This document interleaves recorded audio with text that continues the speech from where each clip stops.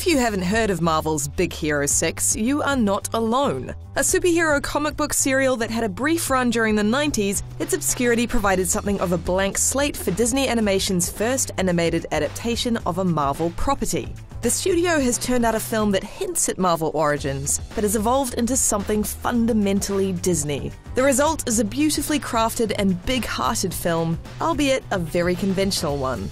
Set in the hybrid city of San Francisco, Big Hero 6 focuses on Hiro Hamada, a natural tech expert and somewhat precocious 14-year-old who spends most of his time making money off robot fighting in the dirty back alleys of the city.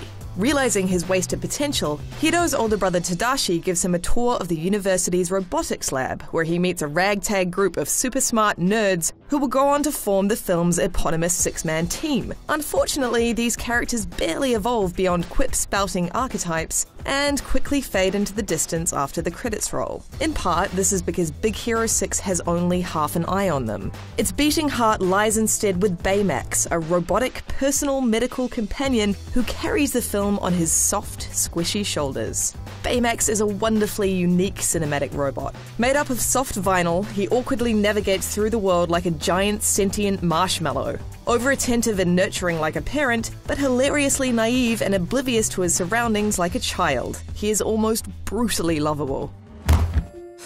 It's his presence that allows Big Hero 6's filmmakers to temper certain action sequences that would otherwise be quite alarming for kids. When Hiro discovers that someone has stolen the tech he developed and is using it for sinister purposes, we're treated to a series of sequences straight out of an Odd Couple comedy as he attempts to turn squishy Baymax into an Iron Man-inspired fighting robot. The filmmakers do a remarkable job at balancing thrills with comedy as the newly outfitted Baymax and the team face off against Big Hero 6's silent, kabuki mask-wearing villain who pursues them at a relentless pace. Some of these sequences, particularly one set in a car hurtling through the vibrant streets of San Francisco, are so breathless they give Marvel's live-action efforts a run for their money. Certainly, Big Hero 6 is Disney Animation Studios' most visually ambitious film.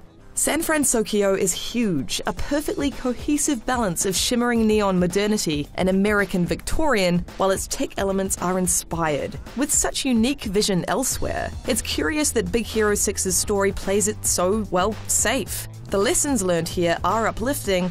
Like many Disney films, Big Hero 6 has a firm and steady eye on coming out of grief, but the finale in particular spills into easy convention, with a last-minute MacGuffin inserted to manipulate our tear ducts and nothing more. In the wake of the more diverse storytelling we've seen from the studio in recent years, it feels oddly old-fashioned, clinging to the narrative beats of the kid movie rulebook. Still, there's little that takes away from the joy and laughs that Big Hero 6 inspires for most of its running time. While I do question whether or not the rest of the team are interesting enough to warrant a sequel in today's superhero-soaked landscape, the relationship between Baymax and Hiro is hilarious and profound and joyful. Your heart will soar with them as they soar across San Francisco, and just like Hiro, you too might catch yourself wearing a disbelieving grin. For more on Big Hero 6, stick with IGN.